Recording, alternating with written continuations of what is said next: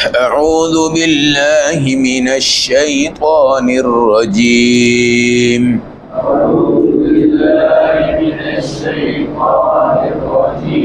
بسم اللہ الرحمن الرحیم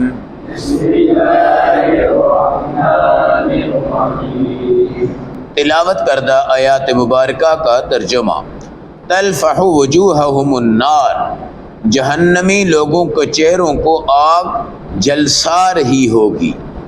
وہم فیہا کالحون، اور ان کی شکلیں اس میں بگڑی ہوئی ہوں گی۔ الم تکن آیاتی، اللہ کہیں گے کیا نہیں تھی میری آیات قرآنی تتلا علیکم، کہ تمہارے سامنے تلاوت بھی کی جاتی تھی۔ فکنتم بہا تکذبون، پھر بھی تم اس کو جھٹلاتے تھے۔ قالو، اب وہ جہنمی کہیں گے ربنا غلبت علینا شقوتنا، اے اللہ ہماری بدبختیاں دنیا میں غالب آ چکی تھی۔ وکننا قوما ضالین، ہم ایک گمراہ قوم تھے۔ ربنا اخرجنا منہا، اے اللہ تو ہمیں جہنم سے نکال دے۔ فإن عدنا فإنا ظالمون، اگر دوبارہ ہم کریں گے تو پھر ہم ظالم ہو جائیں گے۔ قال اخسئوا فیہا، اللہ فرمائیں گے اسی طرح بھٹکتے رہو جہنم میں۔ ولا تکلمون، مجھ سے کوئی بات مت کرنا۔ آیت نمبر 104، 105، 106، 107، 108، پارہ نمبر 18 سورۃ المؤمنون۔ اللہ معاف فرمائے جہنمی اپنی جہنم میں جب چلے جائیں گے، تلفح وجوہہم النار، تو ان کے چہرے کو آگ جھلس رہی ہوگی، آگ جھلس رہی ہوگی۔ اور آپ دیکھیں کہ جب کوئی جل جاتا ہے تو اس کا چہرہ کتنا بگڑ جاتا ہے، اور ایک جلنے کے نشان کو ختم کرنے کے لیے لاکھوں لاکھوں روپے کی لوگ سرجریاں کرواتے ہیں، اور پھر یہ چہرہ جب جہنم کی آگ میں جھلسے اور وہاں کوئی ڈاکٹر بھی نہیں ہے، کوئی مرہم، کوئی پٹی، کوئی دوائی بھی نہیں ہے، کیونکہ ایمان والے کے لیے وہاں کوئی بیماری نہیں ہے اور کافر کے لیے وہاں کوئی شفا نہیں ہے۔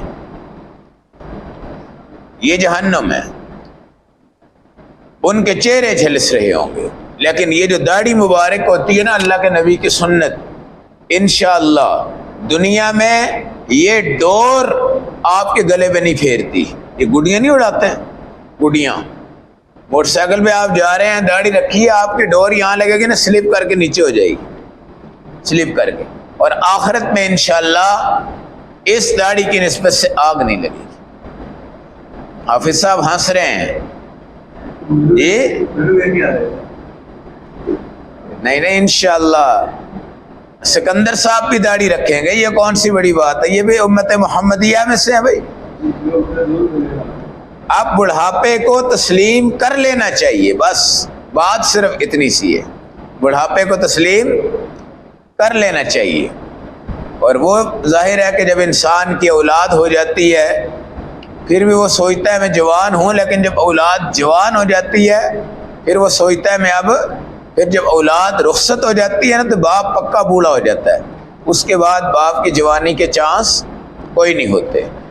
اس لیے یہ اللہ کی توفیق سے ہے، کسی عالم اور مولوی کے دبدبا پہ داڑھی نہیں رکھنی آپ نے۔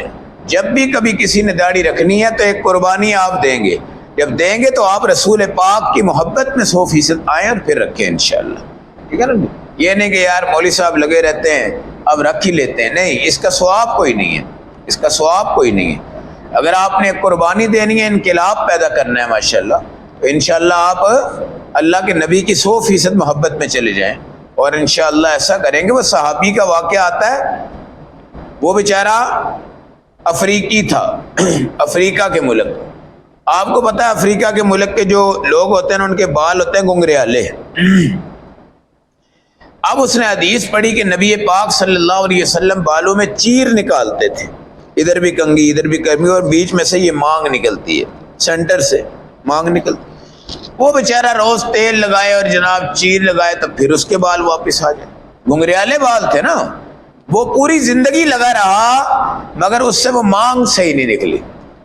اب وہ بڑی سنتوں پہ عمل کر گیا تھا، لیکن یہ ایک سنت رہتی تھی وہ اللہ کے نبی کے عشق میں ایک دن آیا تو اس نے لوہا گرم کیا، گرم کر کے اس نے ایسے پھیرا تو یہ سارے بال اور کھال جل گئی اور وہ ایک پکا نشان بن گیا، یعنی وہاں پہ اب بال آنا ممکن نہیں تھا، وہ ایٹومیٹکلی چیر بن گیا۔ اس نے کہا میں قیامت کے دن اپنے نبی سے کہوں گا یا رسول اللہ چیر نکالتا تھا، مانگ نکلتی نہیں تھی، میں نے یہ کام کیا تاکہ آپ کی سنت کیا ہو جائے۔ بھائی سنت کو زندگی میں پوری کریں، یہ زندگی ختم ہو رہی ہے، یہ بچنی نہیں ہے، اس کے بعد اس جگہ واپسی کوئی نہیں ہے، واپسی کوئی نہیں۔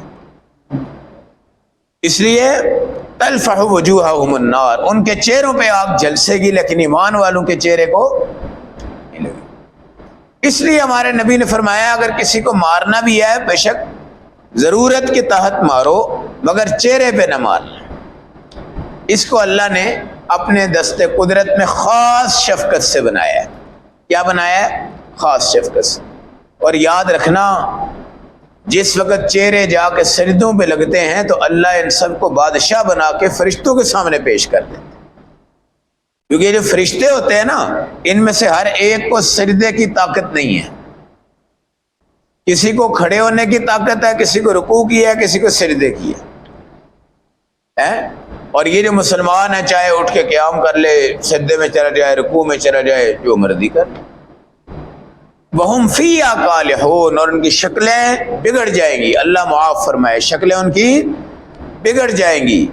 اور اللہ کہیں گے أَلَمْ تَكُنْ آيَاتِي تُتْلَىٰ عَلَيْكُمْ، کیا ہماری آیتیں تمہارے سامنے تلاوت نہیں کی جاتی تھی؟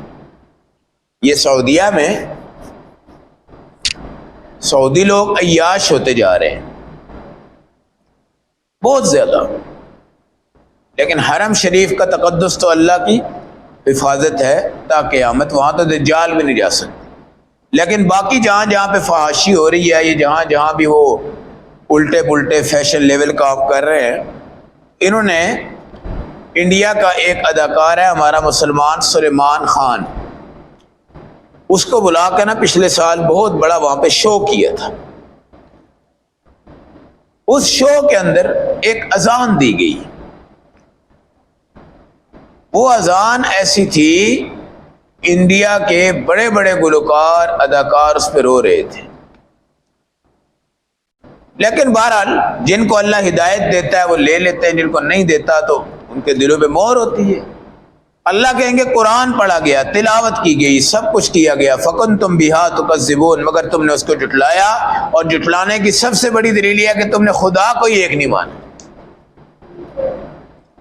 الحمدللہ رب العالمین سے قرآن شروع ہوتا ہے، اور قل اعوذ برب الناس پہ قرآن ختم ہوتا ہے، اور اللہ بتا رہے ہیں کہ شروع میں بھی رب ہے، آخر میں بھی رب ہے، اس سے جڑو۔ اور اب وہ کہیں گے ربنا غلبت علینا شقوتنا، یا اللہ ہم واقعتاً بدبخت ہو گئے تھے، ہم تباہ ہو گئے تھے، ہم غالب نہیں آ سکے، ہمارے اوپر ظلم غالب آ گیا، تباہی غالب آ گئی، بدبختی غالب آ گئی، ہم گمراہ قوم تھے، اللہ ایک دفعہ اخرجنا ہمیں نکال دے۔ فَإِنْ عُدْنَا فَإِنَّا ظَالِمُونَ، اب اگر ہم کریں گے تو ہم ظالم ہو جائیں گے۔ اللہ کہیں گے نہیں، اخسؤوا فیہا، دفع ہو جاؤ، اس میں ہی رہو، ولا تکلمون، اب میرے ساتھ کوئی بات نہ کرنا۔ میرے بھائی جہنم کی آگ جو ہے ساری کائنات کی دنیا کی آگ اکٹھی کر لو ایک جگہ پہ، اس سے 70 گنا زیادہ جہنم کی آگ ہے۔ اور ہمارے نبی بیٹھے ہوئے تھے، ایک آواز آئی دھماکے دار، صحابہ نے کہا یا رسول اللہ یہ کیا ہوا ہے؟ آپ نے فرمایا ایک پتھر ہے جو 70 سال پہلے پھینکا گیا، گرتا گرتا گرتا 70 سال کے بعد آج جہنم کے فرش پہ جا کے ٹچ ہوا ہے۔ 70 سال پتھر کی گہرائی ہے، اور اس کے اندر اللہ ان جہنمیوں کو کیا کریں گے؟ ڈالیں گے۔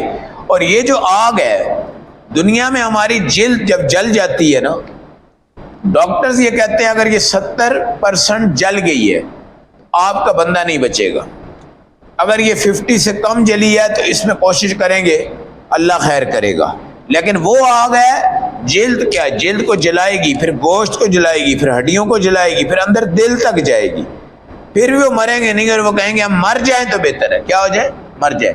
یہ 4 دیواری ہوگی لوہے کی، بالکل لوہے کی 4 دیواری، اور اس لوہے میں آگ جلے گی، اور وہ آگ ان کے دلوں تک پہنچے گی۔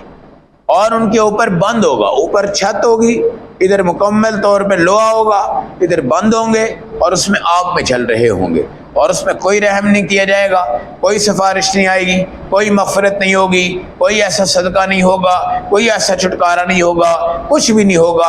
اب وہ کہیں گے ربنا، اللہ ہم بدبخت ہو گئے تھے، آپ ہمیں ایک دفعہ یہاں سے نکال دیں، ہم آئندہ دوبارہ کبھی ایسا کام نہیں کریں گے۔ اس لیے ہمارے نبی نے فرمایا مجھے جہنم دکھائی گئی، معراج کی رات میں جنت بھی دکھائی گئی، جہنم بھی دکھائی گئی۔ آپ نے فرمایا میں نے دیکھا کہ اکثر اس میں عورتیں ہیں، کیا ہیں؟ اکثر اس میں عورتیں ہیں جو صدقہ کم کرتی ہیں، خامد کی نافرمانی کرتی ہیں، ناشکری کرتی ہیں۔ صدقہ کم کس طرح ہے؟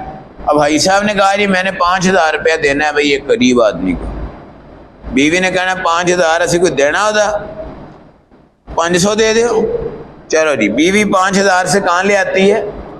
500 میں۔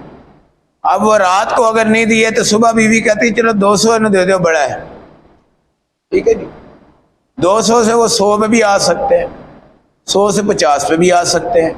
اس لیے ہمارے نبی نے فرمایا صدقہ جب کرنا ہو تو فوراً کرو۔ کب کرو؟ فوراً۔ سوچی پیا تو بندہ گیا، ادھر شیطان آ کے اٹیک کرتا ہے، یار تم اس کو 50,000 روپیہ دے رہے ہو، تم نے اس کے قرضہ دینا ہو، کہتے قرضہ تو کوئی نہیں دینا، 5,000 دے دو، چلو 5 سے بھی نیچے آیا 2 دے دو، 2 سے بھی نیچے آیا 500 دے دو، وہاں سے بھی نیچے آیا 100 روپیہ دے دو، 50 روپیہ اس کو دے دو۔ بندہ کہتا ہاں یار بات تو ٹھیک ہے، میں نے اس کا دینا تو ہے نہیں ہے، لہذا اس کو کیا دے دیتے ہیں؟ 50 دے دیتے ہیں۔ اب یہاں صدقہ کام نہیں آئے گا، اب یہاں سفارش کام نہیں آئے گی، اب اس کے اوپر کوئی پانی کا چھڑکاؤ نہیں ہوگا، کوئی فائر بریگیڈ نہیں آئے گی۔ اب کمال یہ ہے کہ چلو یار جل گیا تو مر گیا، رات گئی تو بات گئی، بندہ گیا ختم ہو گیا۔ مصیبت یہ ہے کہ یہ جلیں گے مریں گے نہیں،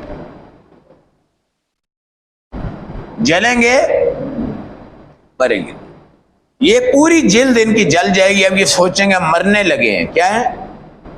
وہ کہیں گے چلو یار یہ مصیبت میں ہے، اس سے بہتر ہے کہ مار ہی جاتے ہیں۔ اللہ ان پہ نئی جلد چڑھا دیں گے، وہ جب جل جائے گی پھر وہ کہیں گے اب مر جائیں گے، اللہ ان پہ نئی جلد چڑھا دیں گے۔ ہمارے نبی صلی اللہ علیہ وسلم فرماتے ہیں مجھے بڑھاپا لانے والی وہ صورتیں ہیں جن میں قیامت کا ذکر ہے، جن میں موت کا ذکر ہے، جن میں جہنم کا ذکر ہے، جن میں جہنم کے عذاب کا ذکر ہے۔ انہوں نے مجھے بوڑھا کر دیا، انہوں نے میرے کچھ بال سفید کر دیے، ان کے خوف سے میں کیا ہو چکا ہوں؟ بوڑھا ہو چکا ہوں۔ آج ہمیں ترجمہ پڑھتے ہوئے کم از کم قرآن سے اتنی آشنائی ضرور ہوتی ہے کہ جنت برحق ہے، جہنم برحق ہے، جہنم کا عذاب پکا ہے، جنت کا ثواب پکا ہے، جہنم کے اندر شفا کوئی نہیں، جنت میں بیماری کوئی نہیں، جنت میں تھکاوٹ کوئی نہیں، جنت میں مایوسیت کوئی نہیں، محرومیت کوئی نہیں، کوئی ٹینشن نہیں، کوئی شوگر نہیں، کوئی کینسر نہیں، کوئی دل کا مرض نہیں۔ وہاں پہ آپ پائے کھاؤ، چھوٹے کھاؤ، بڑے کھاؤ، جی میک کھاؤ، مغز کھاؤ، کلیجی کھاؤ، کوئی وال بند نہیں ہونا۔